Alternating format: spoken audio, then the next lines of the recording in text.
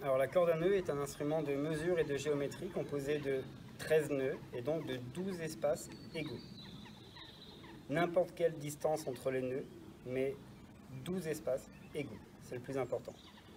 Avec ça, donc très facile de mesurer. Alors ici c'est un pied, donc on va pouvoir mesurer très facilement en pied.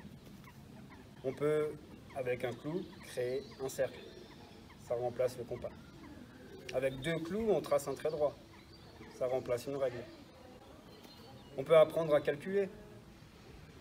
1 plus 2, pour additionner, je descends. Ça fait bien 3. Moins 1, je remonte. 3 moins 1, ça fait bien 2. Pour multiplier, c'est simple comme astuce, on va se rappeler de moult plier. Donc on va plier plusieurs fois. 2 fois 3. Je multiplie. Et ça fera bien 6 espaces. Pour diviser, l'inverse, on replie. 6 divisé par 2, en général, ça fait 3. Alors avec la corde, on va pouvoir aussi réaliser toutes les figures géométriques. Donc pour ça, on va relier tout ça. Et on va commencer, tiens ici, commencer par faire un joli carré. Un carré déformé, d'ailleurs, c'est un losange. On peut faire aussi en figure simple un rectangle. Déformé, ça deviendra un parallélogramme. Un triangle isocèle.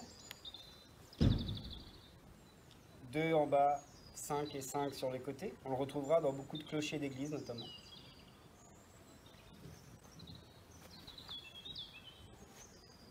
Un triangle équilatéral. On aura des angles de 60 degrés, 3 fois. On retient ça pour plus tard. Là. Un triangle rectangle, avec la particularité, si on rejoint le théorème de Pythagore, 3, 4 et 5. 3 fois 3, plus 4 fois 4, 9 plus 16 égale bien 5 fois 5, 25.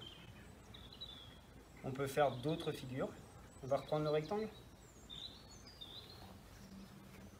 Rectangle. On peut imaginer croisé.